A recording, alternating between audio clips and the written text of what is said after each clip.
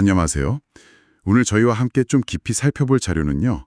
정도현 미콩보이 유튜브 채널에서 나온 주기도원 해설 영상 기록의 일부입니다. 특히 마태복음 6장 13절 우리를 시험에 들게 하지 마시고 악에서 구하소서 이 구절에 집중하고 있어요. 네, 우리에게 아주 익숙한 기도문이죠. 그렇죠. 근데 이 자료는 이 구절을 통해 시험, 악, 그리고 구원 이 세 가지 개념을 좀 새롭게 파헤치는 것 같아요. 맞습니다. 우리가 그냥 지나치기 쉬운 단어들인데 그 의미를 깊이 탐구하고 있죠. 네, 우리가 겪는 어려움들, 그게 도대체 뭐고, 어디서 오고, 또 어떻게 벗어날 수 있나? 이런 근본적인 질문을 던지는 거죠. 그쵸. 상당히 실질적인 질문이기도 하고요. 그래서 오늘 저희 목표는 이 자료가 제시하는 시험과 악에 대한, 뭐랄까, 좀 독특한 시각, 그리고 그에 따른 구원의 길이 뭔지 명확하게 전달해 드리는 겁니다. 네, 단순히 요약하는 걸 넘어서서 이 해석이 우리 신앙생활에 어떤 의미가 있는지 같이 생각해 보면 좋겠습니다. 좋습니다. 자, 그럼 시작해 볼까요? 먼저 이 자료에서 말하는 시험부터 좀 보죠. 이게 우리가 보통 말하는 힘든 일, 뭐 이런 거랑 좀 다른 것 같아요. 그쵸? 네, 아주 중요한 포인트입니다. 여기서 시험은요, 염호로 템테이션에 가까운 개념으로 본질적으로 사탄의 유혹이라고 딱 정의를 내립니다. 사탄의 유혹이요? 네. 성경에서 하나님을 대적하고 사람을 죄로 이끄는 존재로 그려지는 그 사탄이요. 그 유혹의 목적은 명확해요. 우리를 하나님께 불순종하게 만들고 하나님이 만드신 질서를 깨트리고 결국 죄를 짓게 만드는 것. 거기에 있다고 설명합니다. 하나님께 불순종하게 만드는 유혹이라. 구체적으로 우리 삶에서는 어떤 모습으로 나타난다고 하나요? 예시가 좀 있을까요? 아, 예시들 많죠. 흥미로운 게 많습니다. 예를 들면 내가 이미 가진 것에 감사하지 못하고 남이 가진 것을 계속 부러워하거나 탐내는 마음. 이것도 시험이라는 거죠. 아, 비교하는 마음 같은 거요? 그렇죠. 또 뭐가 옳은지 알아요. 아는데도 자꾸 다른 것에 마음이 끌린다거나 아니면 이건 정말 하면 안 되는데 싶은 일에 괜히 호기심을 느끼는 거. 이것도 포함된다고 보고요. 네네. 또 있어요. 하나님과 조용히 교제하기보다는 사람들 앞에서 막 나 이렇게 기도 잘한다 보여주려는 기도 있죠. 아, 보여주기식 신앙. 네. 혹은 하나님 말씀을 깊이 알려고 하기보단 뭔가 눈에 보이는 기적, 표적 이런 것에만 자꾸 집착하는 모습. 이것도 시험의 한 형태라고 지적해요. 그렇군요. 더 나아가서 그 하나님 나라의 어떤 영적인 가치들 있잖아요. 이걸 돈이나 성공 같은 물질적인 걸로 자꾸 바꾸려는 생각. 또 먹고 사는 문제에 너무 과도하게 염려하는 것. 아니면 세상적인 부귀영화를 막 약속하는 그런 잘못된 가르침에 귀 기울이는 것까지도 다 시험의 범주에 넣고 있더라고요. 와, 생각보다 범위가 정말 넓네요. 개인적인 욕심뿐 아니라 뭐 질서를 무시하는 교만한 태도라든지 착한 일 하고 나서 막 자랑하고 싶은 마음, 그렇죠. 또 정직함보다는 그냥 편한 길 택하는 이기심, 심지어는 잘못된 걸 보고도 그냥 입 닫고 있는 기회주의적인 태도까지 정부 시험이랑 연결을 시키네요. 이게 좀 흥미로운데요. 왜 이런 것들까지 다 시험이라고 보는 걸까요? 네, 바로 그 지점이 이 자료의 핵심 주장 중 하나예요.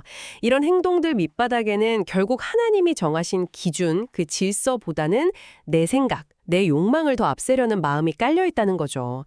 특히 팜심, 그러니까 하나님이 금하신 것에 자꾸 관심을 두는 마음, 그리고 문제가 생겼을 때 내 탓 아니야, 저 사람 탓이야. 이렇게 남에게 책임을 돌리는 위증, 이것도 아주 중요한 시험의 모습이라고 강조합니다. 탐심과 위증. 네. 그리고 정말 중요한 포인트가 뭐냐면 이 자료가 야고보서 1장 13절을 인용하면서 이 시험의 근본 원인이 다른 데 있는 게 아니라 바로 자기 욕심 때문이라고 딱 못을 박아요. 아, 자기 욕심이요? 네.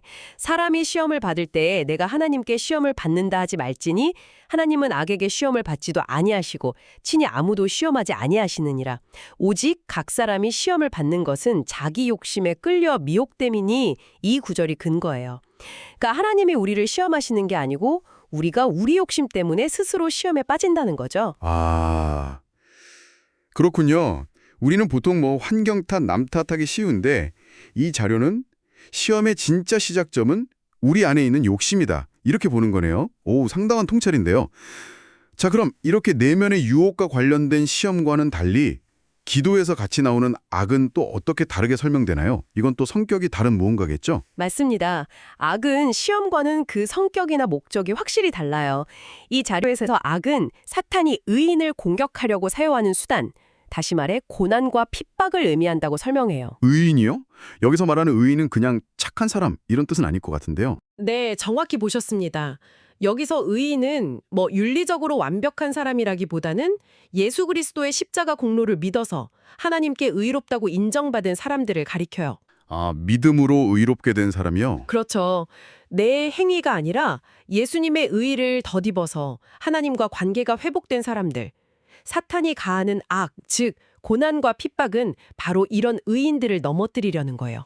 그래서 결국 하나님을 원망하게 만들거나 아예 그 믿음을 버리게 만들려는 게 목표라는 거죠. 아, 목적 자체가 완전히 다르네요. 시험은 내 안의 욕심을 건드려서 죄를 짓게 만드는 거고, 악은 외부에서 오는 고난으로 믿음 자체를 흔들려고 하는 거다. 이거 흥미로운 구분인데요. 그렇죠. 악의 핵심 목표는 의인이 가진 그 하나님의 의의를 부정하게 만드는 거예요.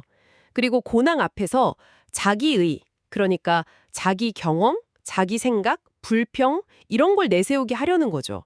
이 자료는 또 재미있는 지적을 하는데 우리가 의롭게 살려고 하면 오히려 세상 사람들한테 시기나 질투를 받을 수 있고 너만 잘났냐? 이런 비난을 받을 수도 있다는 거예요. 아, 정말 그럴 수 있겠네요. 네, 십자가에 달리신 예수님한테 네가 진짜 하나님의 아들이면 내려와 봐라 하고 조롱했던 사람들 예를 들면서요. 아, 그래서 욥의 이야기가 이 악의 대표적인 사례로 그렇게 길게 나오는 거군요. 성경에서 욥은 정말 흠없고 정직하고 하나님 경외하고 악에서 떠난 자라고 묘사될 정도로 의인이었는데 정말 상상하기 힘든 고난을 겪었으니까요. 맞습니다.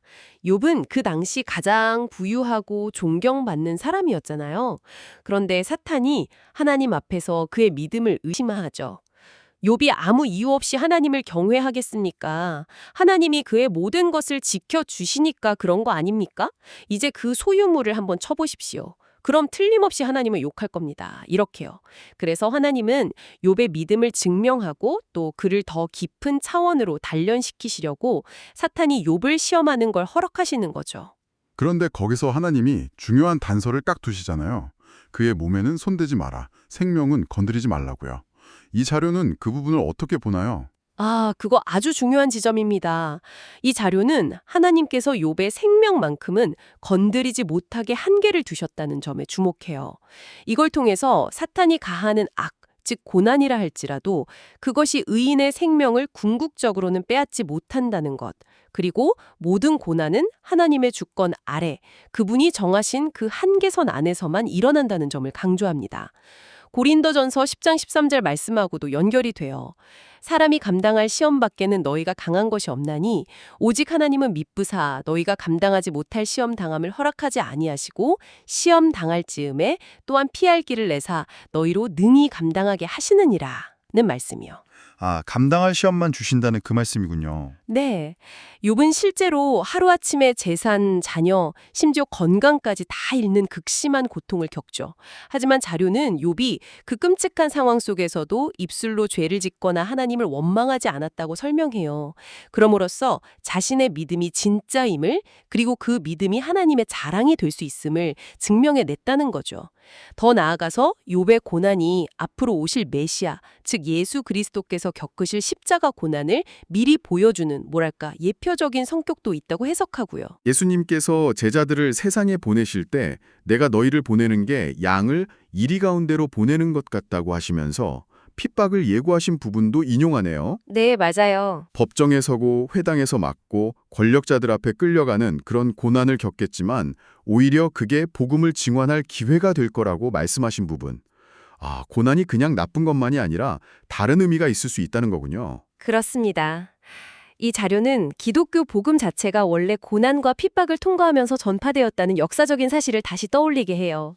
그래서 악이라고 표현되는 고난이 무조건 피해야 할 대상이라기보다는 하나님의 주권 아래서 의인의 믿음을 시험하고 더 단단하게 만드는 그런 연단의 과정이 될 수 있다는 관점을 제시하는 거죠. 네, 이제 좀 명확해지는 것 같습니다.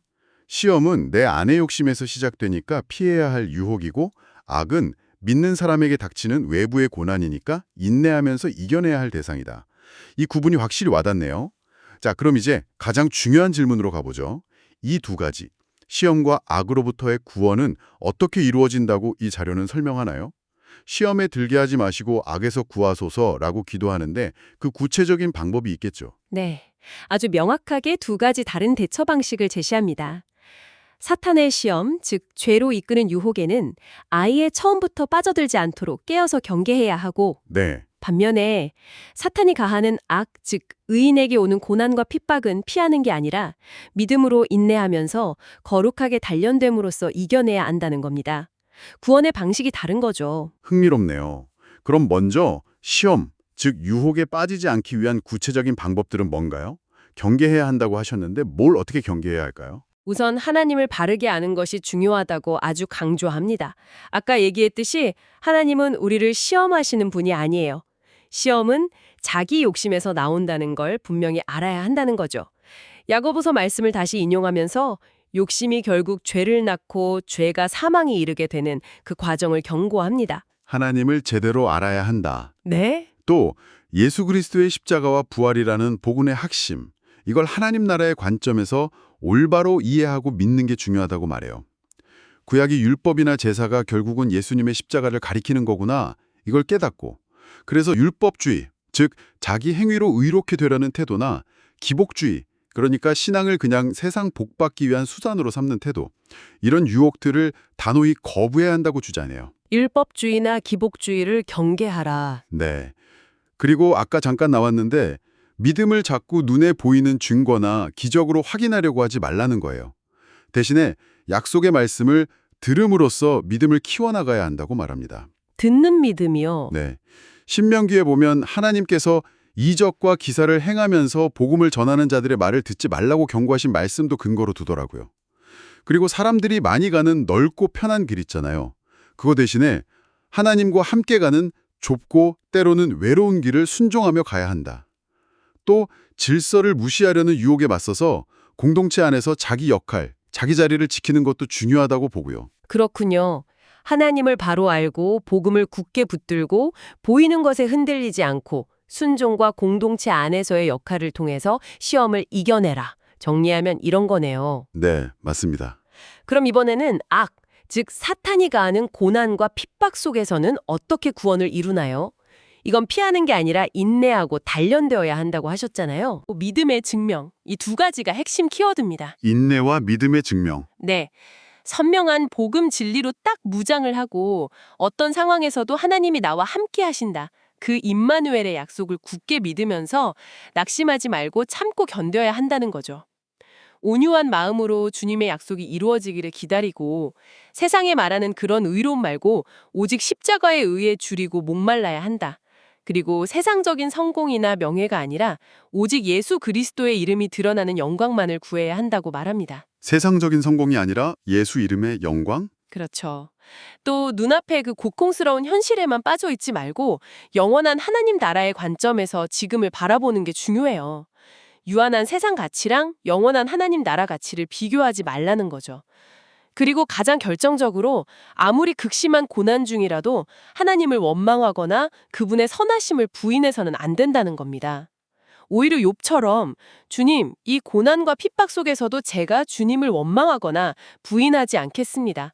그래서 저의 믿음이 주님의 자랑이 될 수 있음을 증명하게 해주십시오. 이렇게 끊임없이 기도해야 한다고 강조해요. 와, 이건 정말 강력한 메시지인데요. 고난을 통해 믿음을 증명하고 그 믿음이 하나님의 자랑이 되게 해달라고 기도하라니. 그럼 그렇게 시험을 이기고 악 속에서 믿음을 지켜낸 사람들에게 주어지는 결과는 뭐라고 설명하나요? 이 자료는 그렇게 믿음을 증명하는 사람들에게 하나님께서 약속하신 생명의 면류관을 주신다고 결론을 내립니다. 생명의 면류관이요? 네. 그리고 이 생명의 면류관이 바로 주기도문 마지막 송영 있죠. 나라와 권세와 영광이 아버지께 영원히 있사옵나이다. 이 고백과 연결된다고 설명해요. 즉 시험을 이기고 악의 공격 속에서도 믿음을 지켜낸 사람들이 궁극적으로 경험하게 될 하나님의 통치와 영광, 그게 바로 구원의 완성이다. 이런 의미로 해석하는 것 같습니다. 오늘 저희는 우리를 시험에 들게 하심하시고 악에서 구하소서라는 주기도문의 한 구절을 깊이 파고든 자료를 통해서 시험, 악, 구원이라는 주제를 한번 탐구해 봤습니다. 돌아보면 이 자료가 제시하는 가장 핵심적인 통찰은 우리가 겪는 어려움을 두 가지로 구분해야 한다는 점인 것 같아요. 맞죠? 네, 그렇습니다. 하나는 우리 안의 욕심에서 비롯돼서 우리가 피하고 경계해야 할 시험, 즉 유혹이고, 다른 하나는 우리가 의롭게 살려고 할 때 외부로부터 오는 피할 수 없는 악, 즉 고난과 핍박이라는 거죠. 맞습니다. 그리고 이 둘에 대한 대처 방식이 달라야 한다고 강조했죠. 시험은 하나님을 바로 알고 복음을 굳게 붙들어서 유혹을 단호히 거부함으로 피해야 할 대상이고요. 반면에 악은 피할 수 없는 현실로 받아들이되 인내와 비도를 통해 믿음을 증명하고 오히려 영적으로 단련되는 기회로 삼아야 한다. 이게 이 자료의 핵심 메시지였습니다. 네, 특히 요괴 이야기나 예수님의 가르침을 통해서 고난이 하나님의 주권 아래에 있고 또 믿음을 더 깊게 만드는 과정이 될 수 있다는 걸 보여준 점이 인상 깊었어요. 그렇죠. 결국 이 자료가 말하는 구원의 길은 하나님이 어떤 분이신지 바로 알고 십자가와 부활이라는 복음의 진수를 꽉 붙잡는 것에서 시작하는 거네요. 네, 거기서 시작하죠. 그리고 삶 속에서 만나는 유혹, 즉 시험은 단호하게 물리치고 외부에서 오는 고난, 악은 원망하는 대신 인내와 기도로서 믿음을 증명해내는, 어찌 보면 굉장히 능동적이고 치열한 과정이라고 할 수 있겠어요. 맞습니다. 그냥 가만히 있는 게 아니죠. 자, 이 내용을 들으신 여러분은 어떠신가요? 오늘 저희가 살펴본 이 자료의 관점, 그러니까 어려움을 시험과 악으로 구분하는 시각, 이게 여러분께는 어떻게 다가오셨는지 궁금합니다. 어쩌면 지금 여러분이 겪고 있는 어려움이 이 두 가지 중에서 어디에 더 가까울지 한번 스스로 질문해 볼 수도 있을 것 같아요. 그리고 그 구분에 따라서 이 자료가 제안하는 대로 유혹을 경계하며 피하고 계신가요? 아니면 고난 속에서 인내하면서 믿음을 증명하려고 애쓰고 계신가요? 이 질문들을 잠시 마음에 품고 한번 돌아보시는 것도 오늘 저희가 나눈 이야기가 여러분께 드리는 작은 선물이 될 수 있지 않을까, 그렇게 생각해 봅니다.